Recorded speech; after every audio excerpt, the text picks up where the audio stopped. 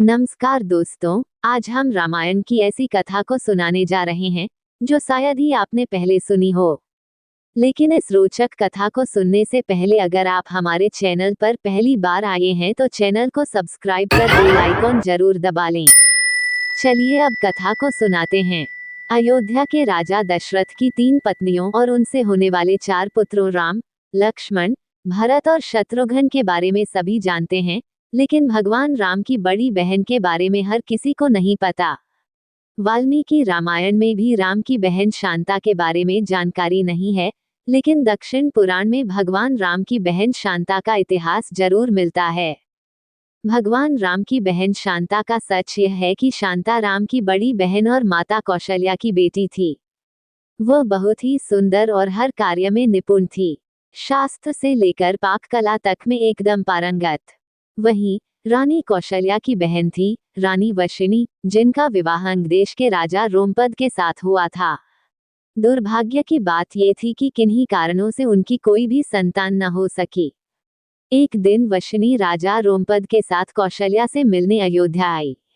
जब सभी एक साथ बैठकर भोजन कर रहे थे, तभी वशिनी ने दशरथ की पुत्री शांता की शालीनता और कार्यकुशलता से मोहित होकर अपनी एक इच्छा प्रकट की।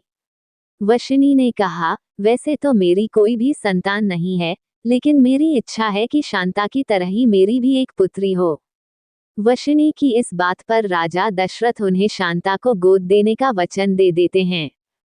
इस प्रकार राजकुमारी शांता अंगदेश के राजा रोमपद की पुत्री बन जाती है। एक दिन राजा रोमपद किसी काम में इतना खोए रहते हैं कि उनकी चौखट पर आए ब्राह्मण की आवाज उन्हें सुनाई ही नहीं देती। फलस्वरूप ब्राह्मण को खाली हाथ वापस लौटना पड़ता है। देवराज इंद्र को राजा रोमपद द्वारा किया गया ब्राह्मण का यह अपमान जरा भी रास नहीं आता। वह अंगदेश में वर्षा न करने का निश्चय कर लेते हैं। ऐसे में बिना वर्षा अंगदेश में सूखा पड़ जाता है। इस वजह से अकाल की स्थिति पैदा हो जाती है।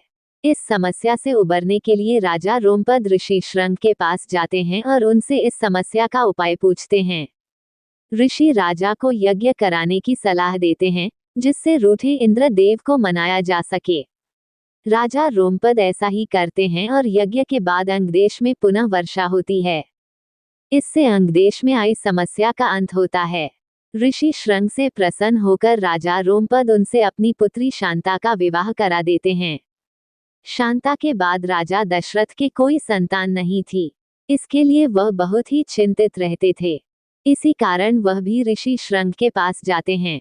ऋषि श्रंग उन्हें कामाक्षी यज्ञ कराने की सलाह देते हैं।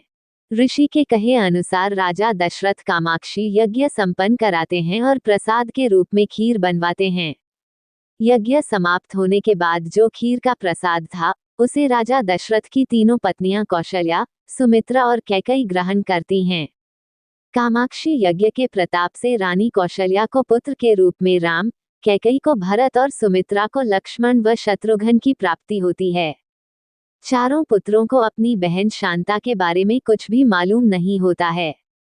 समय के साथ धीरे धीरे राम को अपनी माता के दुख का पता चलता है। साथ ही भगवान राम की बहन शांता के जीवन का सच, जो कोई नहीं जानता था, राम को मालूम हो जाता है।